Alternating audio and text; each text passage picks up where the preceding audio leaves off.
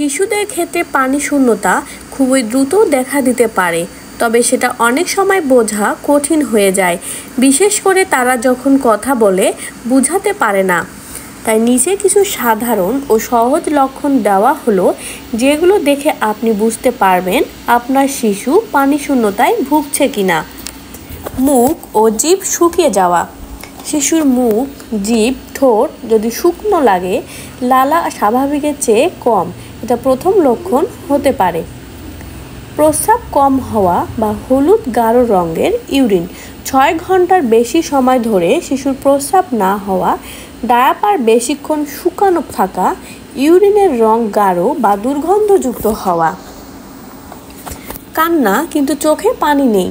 শিশু কাঁদছে কিন্তু চোখে পানি আসছে না, এটি পানি শূন্যতার একটি নির্ভরযোগ্য লক্ষণ।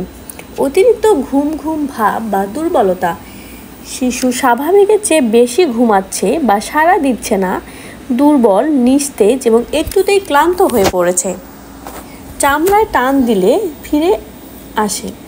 আঙ্গুল দিয়ে হালকা করে পেট বা হাতের চামড়া টেনে ছেড়ে দিন। যদি চামড়া ধীরে ধীরে আগের অবস্থায় ফেরে, এটি পানি শূন্যতার লক্ষণ।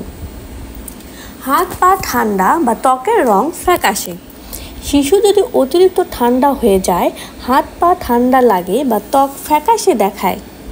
দুধ বা খাবার খেতে না চাওয়া, বাচ্চা খেতে চায় না বা খাবারের আগ্রহ হারিয়েছে। মুখে দুধ নিলেও অস্বস্তি বা অস্বীকৃতি জানায়। কখন ডাক্তারে শরণাপন্ন হবেন? বাচ্চা 8 ঘন্টার বেশি প্রস্রাব না করছে না, অতিরিক্ত দুর্বল ও জ্ঞান হারানোর উপক্রম, বারবার বমি হচ্ছে, জ্বর ও ডায়রিয়া একসাথে চলছে, মুখ চোখ অত্যন্ত শুকনো ও গাঢ় ইউরিন। শিশুর পানি শূন্যতা হলে করণীয় বা প্রাথমিক যত্নগুলো হলো, বারবার অল্প অল্প করে তরল খাবার খাওয়াতে হবে, স্তন্যপান করাতে হবে, ডায়রিয়া হলেও ORS দিন, প্রয়োজনে দ্রুত ডাক্তারের পরামর্শ নিন।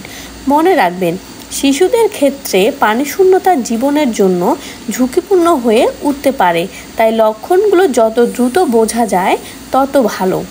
আমাদের ভিডিওটি ভালো লেগে থাকলে অবশ্যই লাইক, কমেন্ট এবং সাবস্ক্রাইব করবেন। ধন্যবাদ।